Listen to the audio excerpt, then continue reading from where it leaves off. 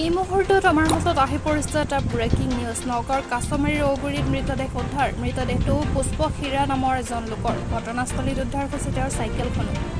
জাজুৰীৰ বাঘালীত ঘৰ তেওঁৰ। ঘটনাস্থলীত উপস্থিত নগাঁৱৰ শৈবৰগাঁও আৰক্ষী। মৃতদেহ উদ্ধাৰ কৰি মৰণোত্তৰ পৰীক্ষাৰ বাবে প্ৰেৰণ। মৃতদেহ উদ্ধাৰক লৈ চাঞ্চল্য অব্যাহত। নলতলী নাৰেংগী সংযোগী পথৰ কাষতে উদ্ধাৰ হয় তেওঁৰ মৃতদেহটো। ঘাঁহ কাটিবলৈ অহা লোকে প্ৰত্যক্ষ কৰি খবৰ দিয়ে আৰক্ষীক।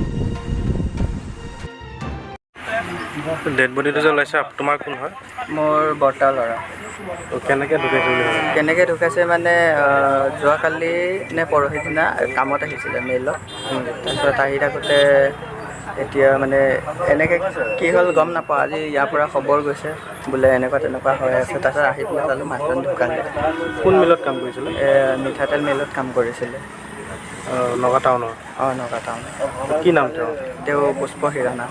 ক'ত ঘৰ? পাৰখালী হীৰা গাঁও।